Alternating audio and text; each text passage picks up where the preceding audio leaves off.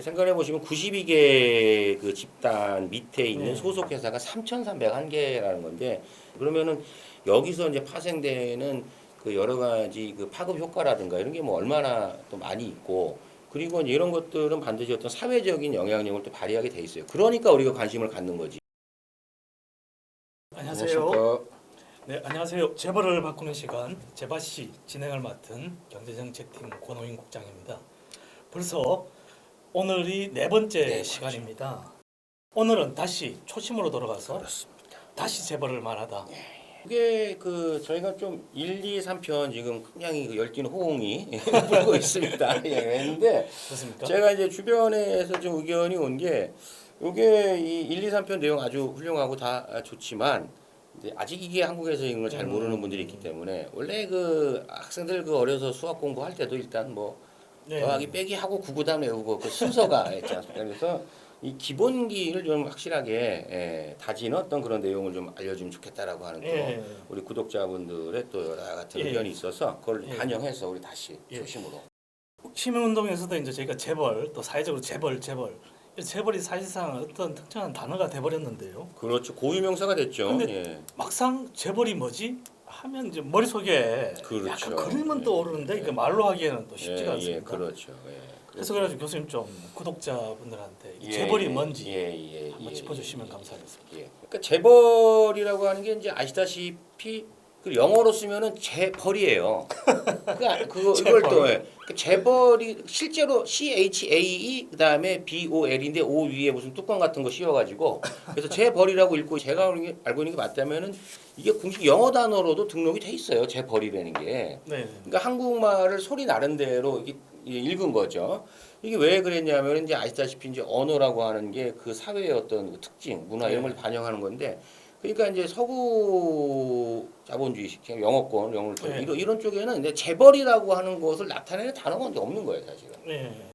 이 재벌이라고 하는 것은 이제 소위 말해서 총수가 있는 대규모 기업 집단이다 이렇게 정의를 할 수가 있습니다. 뭐 이름만 대면 알만한 기업들 많죠. 뭐 삼성, 현대차, SK, LG, 롯데 등등등 네. 이렇게 총수가 있는 대규모 기업 집단을 재벌이라고 하는 거죠. 그래서 포스코나 이제 KT 같은 경우도 대규모 기업 집단이기는 해도 재벌이라고 표현을 하진 않아요. 이게 총수가 있느냐 없느냐에 따라서 재벌이라는 이제 그 호칭을 쓰기도 하고 아니기도 하고. 그런데 이제 가장 이제 바탕이 되는 것은 일단 대규모 기업 집단이고 이제 그 중에서도 총수가 있는 경우에는 재벌이다. 공정거래법에 보면 예. 그 총수라는 표현보다는 이제 동일인이라는 표현을 써요. 예, 동일하다. 그렇죠. 동일하다. 그런 거죠. 예. 근데 그 동일인에 대해서 잠깐 또 말씀 주시면. 총수를 공정거래위원회에서는 동일인이라는 이제 표현을 써요. 그러니까 두 가지가 서로 이제 환원 관계에 있다고 볼 수가 있는데 공정거래법에 있는 대로 한번 정리를 해보면 이런 거죠. 독점 규제 및 공정거래에 관한 법률, 네. 공정거래법이라고 하고 동일인 부분을 찾아오면 2조의 정의에서 기업 집단이란 동일인이 다음 강목의 구분에 따라 대통령령으로 정하는 기준에 따라 사실상 그 사업 내용을 지배하는 이제 포인트가 지배하는이죠. 회사의 집단을 사실상 지배하는 회사의 집단을 말하는데 이게 가와 나로 이제 구분이 돼 있단 말이죠. 이제 가는 동일인의 회사인 경우는 그 동일인과 그 동일인이 지배하는 하나 이상의 회사의 집단. 네. 그러니까 여러 개의 집단이에요. 말을 이렇게 어렵게 했어, 그죠? 두 번째, 동일인이 회사가 아닌 경우는 그 동일인이 지배하는 둘 이상의 회사의 집단 등 이렇게 좀 나눠서 설명을 하고 있어요. 그러니까 요체는 이제 동일인이라 하면 회사가 여러 개인데 사실상 그거를 지배하는 동일인 한 명이 있다는 거예요. 그러니까. 네. 예? 그러니까 이게 지배주주를 이야기하는 것 같은데. 아, 그렇죠. 좀 예, 웃깁니다. 그렇죠. 이렇게. 예. 그러니까 법인도 동일인이 될 수도 있고, 그렇죠. 자연인도 동일인이 될 수가 있죠. 교수님 말씀대로 다시 한번 정리하면 이제 총수 또는 동일인이 지배하는 대규모 기업 집단이 바로 재벌이다. 그렇게 얘기를 할 수 있죠. 근데 예전에 저희가 또 이게 쿠팡 같은 경우에 있지 않습니까? 쿠팡 그랬죠. 김범서 의장에 대해서 쿠팡이 김범서 의장이 그때 우리가 동일인으로 지정하라 이런 말을 했었는데 계속 그 지정을 안 했습니다. 안 했죠. 예. 이게 사실상 그게 뭐 김범서 의장이 이제 우리나라 국적도 아니고 미국 국적이고 또 그렇죠. 지금 상단에 있는 기업이 또 미국에 상장돼 있잖아요. 그렇게 돼 있죠. 예. 그러다 보니 공정위가 뭐 외국인이고 이렇게 해서 일종의 외국인 투자로 보고 지금 이제 그게 택지를 하지 않는데. 동일인으로 지정하지 않을 이유가 없는데 그렇죠. 자기들이 무슨 유권 해석을 해가지고 지정하지 음. 않는다 이렇게 해버리는 것 같습니다. 그래서 그 쿠팡 얘기 같은 경우는 지난달입니까? 저희가 이제 그 토론회가 또 국회에서 이제 있었지 않습니까? 예. 그때 이제 경실련 측에서는 제가 이제 가서 발제를 했는데 그 자료를 이렇게 쭉 정리를 하면서 이렇게 이제 보게 되면은 사실 이제 쿠팡의 사업의 본질을 여러 가지로 볼 수 있겠으나 사실상 한국에서 주요한 영업 행위를 하고 있는 회사라는 거예요. 예. 하고 있는데도 우리가 이제 그 부분에 대해서 손을 대지 않고 그리고 이거는 이미 시중에 언론에서도 여러 차례 보도가 됐지만 의결권도 뭐 A, 뭐 네. B 이렇게 나눠 가지고 본인이 네, 갖고 있는 의결권이 차등 의결권 그렇죠. 차등 의결권 죄송합니다.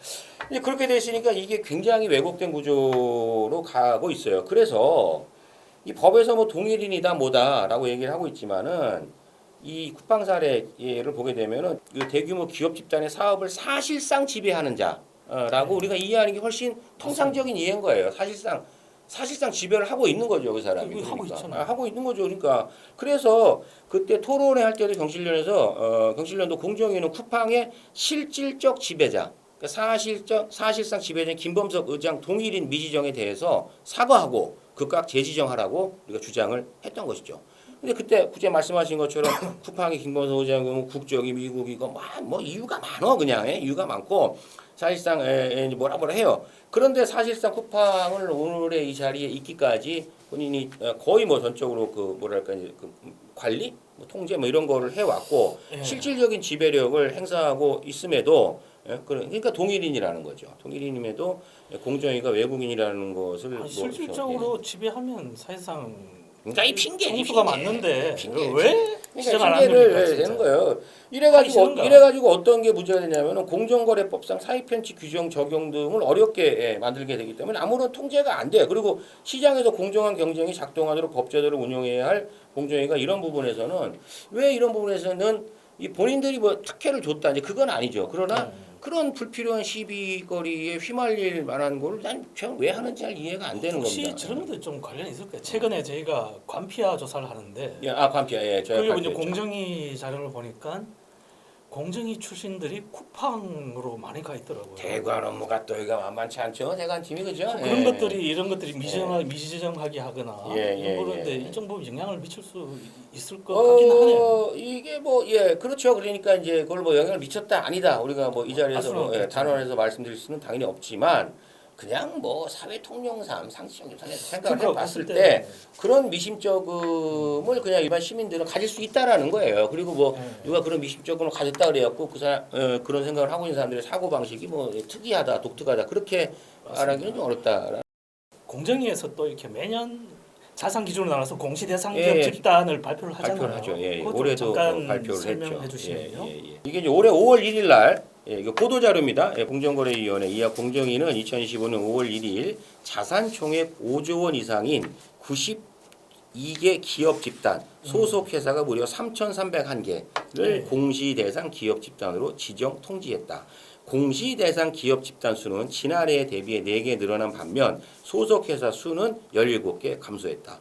공시 대상 기업 집단으로 신규 지정된 기업 집단은 등등등등이 있다. 이제 이렇게 해서 얘기를 하는 거고 공정위는 같은 날 공시 대상 기업 집단 중에서 자산 총액이 가장 최근에 명목 국내 총 생산 GDP라고 우리가 흔히 얘기하죠. GDP의 확정 시인 2,324조의 0.5% 이걸 환산하면 11조 6천억입니다. 11조 6천억 이상이 46개 집단 여기에 소속된 회사는 무려 2,093개입니다. 이거를 상호 출자 제한 기업 집단으로 지정 통지했다라고 나눠서 관리하면 좋은데 복잡하게 만들어놨어요. 이게 자산 기준으로 그렇죠. 그러니까 공시 대상 기업 집단이냐, 상호 출자 제한 기업 집단이냐. 이러다 보니까 매년 순위가 바뀌어요. 그러니까 이제 공시 대상 기업 집단의 변동 현황을 보게 되면은 올해 제외된 데가 있어요. 그게 어디냐면 금호 아시아나랑 제외가 됐어요. 왜냐 대한항공 아시아나 합병했지 않습니까? 제외가 되면은 사실은 이 기업 입장에서 이제 본인들은 규제라고 얘기하고 있지만은 그걸 이제 피해 갈 수 있는 어떤 정당한 근거 생긴 거죠. 그 다음에 자산으로 되니까 이제 이런 경우도 있어요. 올해 새로 들어온 데가 그 이번 주였죠? 지난주엔가 갑자기 속보로 떠가지고 네이버하고 두나무 그거 뭐 했다래갖고 뭐 그러고 합병 나서 계획이 있다. 후속 기사가 또 안 나와. 근데 두나무가 올해 들어가요. 여기 들어갔거든요. 예? 근데 이게 왜 들어가게 된 이유가 뭐냐면 가상자산 거래소의 고객 예치금이 증가해서 들어간다는 거예요. 그러니까 어떻게 보면 기업 입장에서는 또 이거는 거 보면 야 이게 합리적입니까라고 또 뭐 질문을 할 수도 있어요. 사실은 저희가 뭐 그런 편을 들고 있는 건 아니지만은 그래서 이제 그런 부분에 대한 이게 기준이라든가 이런 것도 이게 오래됐지 않습니까? 네. 그래서 이제 어차피 또 민간도 그렇고 시민사회도 그렇고 학계도 그렇고 전문가들이 많으니까 공시 대상 기업 집단으로 넓혀보면 92개, 그렇죠. 예. 92개에서 작년 대비 네 4개가 개, 4개 증가했고 증가했죠. 소속 회사 수는 3,301개사. 그래서 17개 감소한 거죠. 엄청나요. 예. 어쨌든 전체적으로 예, 봤을 때는 예. 여전히 큰 규모고 그러니까 사실은 경제력 경제력이 집중이- 집중이 어마어마한 거죠. 생각해 보시면 92개 그 집단 밑에 있는 네. 소속 회사가 3,301개라는 건데 이게 하나같이 뭐 소위 말해서 우리가 뭐 얘기하는 무슨 소규모 그런 기업들이 아닌 거거든요. 그러니까 네. 이 집단 안에 있으면 그러면은 여기서 이제 파생되는 그 여러 가지 그 파급 효과라든가 이런 게 뭐 얼마나 또 많이 있고 그리고 이제 이런 것들은 반드시 어떤 사회적인 영향력을 또 발휘하게 돼 있어요. 그러니까 우리가 관심을 갖는 거지. 사실은 그런 거지 않습니까 이게. 아무런 파급력도 없고 영향력도 없다 그러면 우리가 여기에 굳이 이렇게 관심 갖고 뭐라고 떠들 이유도 없어요. 이게 우리 사회의 건전한 경제 민주화, 건전한 그 시장 경제가 굴러가는데 직간접적으로 영향을 미치고 있다고 판단할 만한 상당한 근거가 있으므로 저희도 이제 이런 얘기를 계속 할 수밖에 없는 거죠. 예. 기업 집단에 대해서 정의나 이런 부분 또 공정거래법의 비추어에 대해서 좀 이렇게 설명해 주시면. 먼저 이제 기업 집단의 정의는 사실은 뭐 공정거래법과 그 시행령을 보시면은 뭐 간단하게 확인을 할 수가 있는데요. 뭐 2조 뭐 제11호 및 시행령 제4조 뭐 이런 데 등등에 나와 있습니다만은 지분율 기준으로 이제 보자라면은 동일인이 아까 앞에 동일인 개념 설명드렸죠. 동일인이 단독으로 또는 동일인 관련자와 합하여 이 동일인 관련자라는 게 주로 이제 친족일 가능성이 높죠, 사실은요. 특수관계인 네, 특수관계인이겠죠. 예, 합해서 당해 회사 어떤 특정 회사의 발행 주식 우선주를 제외하고 발행 주식의 30% 이상을 소유하고 최대 출자자인 회사. 그러니까 쉽게 말하면은 이렇게 이제 정의를 하고 있는데 동일인의 관련자란 무엇이냐? 또 이걸 보게 되면은 먼저 배우자 있고요. 사촌 이내의 혈족, 삼촌 이내의 인척. 그다음에 계열회사 지분의 1% 이상을 소유하고 있는 5에서 6촌인 혈족 및 4촌인 인척 동일인의 혼인의 출생자의 생부나 생모. 현재는 이제 바뀌어가지고 4촌 이내 혈족, 3촌 이내 인처로 돼 있는데 그렇죠. 요게 윤석열 정부에서 완화시킨 거죠. 했어요. 예, 원래는 더 넓었죠. 예, 더 넓어가지고 빠져나가게 근데 돼 있어요. 빠져나갈 수 있게끔 이제 완화를 사실은 윤 정부에서 해줬기 때문에 뭐 이번 정부에서 이걸 다시 환원 조치를 한다라든가 하는 것들은 좀 전향적인 저희가 자세에서 주장을 하고 검토를 있었어요. 해야 공정거래 될 위원장님 필요가 아시겠죠? 있습니다.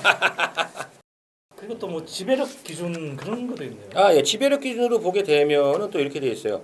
다음 어느 하나에 해당하는 회사로서 동일인이 당해 회사의 경영에 대하여 지배적인 영향력을 행사하고 있다고 인정되는 건데 뭐 이런 거죠. 동일인이 다른 주요 주주와의 계약 또는 합의에 따라 대표이사 또는 임원의 50% 이상을 선임하거나 선임할 수 있는 회사, 그만한 힘이 있는 회사 절반 이상을 동일인이 직접 또는 동일인 관련자를 통해서 당해 회사의 조직 변경 또는 신규 사업의 투자 등 주요 의사결정이나 업무 집행에 지배적 영향력을 행사하고 있는 회사. 사실 많은 재벌이 이런 영향력을 행사하고 있지요. 그렇죠. 있고 또 이렇게 되어 있습니다. 동일인이 지배하는 회사, 동일인이 회사인 경우에는 동일인을 포함해, 동일인이 이제 법인인 경우에는 그 동일인을 포함해서 회사와 당해 회사 간에 다음과 같은 인사 교류가 있는 회사라고 이렇게 또 뭐 정하고 있고요. 통상적인 범위를 초과하여 동일인 또는 동일인 관련자와 자금, 자산, 상품, 용역 등의 거래를 하고 있거나 채무 보증을 하거나 채무 보증을 받고 있는 회사.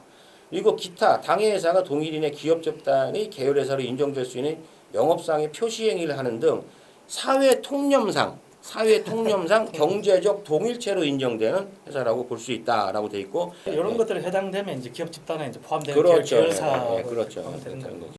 그리고 상호 출자 제한 기업 집단이 대부분의 재벌 예, 그룹들이 예, 예. 상위 재벌들이 다 들어가 있는 거죠. 예. 이거 좀 설명해 주시면. 공시라고 하는 것은 이제 밝힌다라는 거잖아요. 중요한 네. 사실이 있으면 밝혀야 되는 거죠. 왜냐하면 이게 규모가 커질수록 그 관리 구조, 그러니까 지배 구조라고 하는 거버넌스 복잡해지니까 이 소액주주나 뭐 지난 시간에도 그런 말씀 드렸습니다만 밖에서 그냥 봐가지고는 알 수가 없어요, 사실은. 네. 근데 이제 이번 정부의 굉장히 중요한 경제 목표 중에 하나가 이제 그 코리아 디스카운트 해소하고 네. 주식의 시자 뭐 지금 뭐 3,400 오늘도 보니까 이제 그런 것 같은데요. 이거 뭐 4,000도 가고 코스피 지수 5,000 가겠다 뭐 이런 거 목표로 하고 있다가 보니까 기업의 내용을 이제 공시하는 게 굉장히 중요하고 그러니까 또 마찬가지로 영향력이 큰 기업일수록 이걸 투명하게 공시를 해야 돼요. 그렇게 해서 지정된 기업 집단이 공시 대상 기업 집단인데 이 중에서 이제 그 명목 GDP 아까도 앞에 말씀드린 것처럼 국가 전체 명목 GDP의 0.5% 상위 0.5% 해당하는 복잡한데 그러니까 이걸 계산해 보면 11.6조가 되는 거죠. 11조 6천억 원이. 근데 올해 이렇게 해서 지정된 회사가 46개로 이제 전년 지정 대비 2개가 이제 감소를 해요. 근데 여기를 보시면 알겠습니다만 이게 지정이 되고 안 되고 영향을 주는 게 두 가지예요. 첫 번째 GDP 그리고 자산의 증감이거든요. 그러니까 자산의 증감. 그러다가 보니까 사실은 공시대가 대상 기업 집단에 들어간 기업들도 사실은 우리가 집단에 들어갔다 그러면 그만큼 좀 더 투명하게 거버넌스 뭐하고 등등등에 준비할 게 많다는 거죠. 근데 이런 것들을 쉽사리 예측을 할 수가 없어요. 그러니까 물론 예측을 하겠지만 그래서 이제 이런 부분은 국제 말씀하신 것처럼 룰이 그러니까 규칙이나 이런 걸 좀 더 단순화하고 일반 시민들이 봤을 때도 명쾌하게 좀 이해가 돼야 되는 거죠. 이거 다시 읽어드리면 처음 듣는 분들 되게 헷갈려요. 가장 최근의 명목 GDP 확정의 0.5%에 해당하는 뭐 이런 거예요, 이런 거. 왜 GDP로 해야지? 예. 가장 최근의 명목 GDP가 얼마인지 일단 잘 몰라 사람들이 그죠? 잘 모릅니다. 찾아봐야 돼. 찾아보니까 2,324조 원이야. 여기에 0.5%에 또 계산기를 두드려야 돼. 해보니까 11.6조 원인 거예요. 예? 그럼 여기에 해당하는 기업도 찾아야 돼. 이게 조금 어렵죠. 해가지고 지정하는지 참 제가 그렇습니다. 이해가 안 갑니다. 너 이제 깊은 뜻이 있을 거라고 생각을 하고요. 좀 복잡하게 돼 있는 거는 사실이고요. 관련 자료들은 그러나 그래도 뭐 공정위에서 다 공개를 하고 있는 거기 때문에 아니 그러니까 누구나. 어떤 기업들은 이거 차라리 이거 지정 안 받으려고 GDP가 떨어지기를 바랄 수도 있겠네요. 그럴 수도 있겠죠. 뭐 예를 들어 민감한 사안이 있다 그러면 아니면은 뭐 자산을 뭐 갑자기 뭐 이렇게 처분을 하는 경우도 있고. 그러니까 이게 저는 이제 참 이런 거 보면 근본적인 문제에 들어가는 건데 결국에는 이 시장의 통제를 정부가 어디까지 하는 게 맞느냐에 대해서도 굉장히 많은 갑론을박이 있죠. 사실은 더 강하게 해야 되는 입장도 있고 뭐 아닌 입장도 있고 뭐 하는데 근데 한 가지 그 어느 쪽의 입장이든지 간에 그 공통점은 그런 거죠. 예측 가능하게끔 해야 한다. 예측 가능. 그 예측이 안 되게 막 그러니까 이게 그 외생 변수가 많아서는 안 된다. 예측이 가능해야지 뭐 시장의 흐름을 수정할 수가 이제 있는 좀 거잖아요. 이상합니다. 공정위가 똑바로 서야지 감시가 되는데 괜히 그 경제 검찰이 이렇게 그렇죠. 그리고 이게 더 큰 문제는 뭐냐면 이제 오늘 이 시간에 테마하고 직접 관련은 없지만 저희가 재벌시 시리즈에서 계속해서 반복적으로 앞으로 말할 기회가 있겠습니다만은 문제가 발생했을 때 제대로 된 조치가 취해지지 않는다는 게 문제인 거예요. 그러니까 이게 우전유죄란 말이 한국에서 괜히 나오는 게 이제 아닌 거거든요. 그러니까 국민들이 여기에 대해서 느끼는 피로감이라고 하는 거는 뭐 그냥 시쳇말로 솔찬초 사실은 그런 부분은 많이 아쉽습니다. 그러니까 오늘 이게 재벌 또 관련 그룹이죠. 대규모 기업 집단 이런 부분에 대해서 전반적으로 이야기해봤는데 오늘 또 재밌는 좋은 말씀 감사합니다. 국장님하고 같이 또 구독자님들한테 인사드리고 그렇죠. 인사드리죠. 인사드리겠습니다. 좋아요. 댓글 구독 감사합니다. 감사합니다.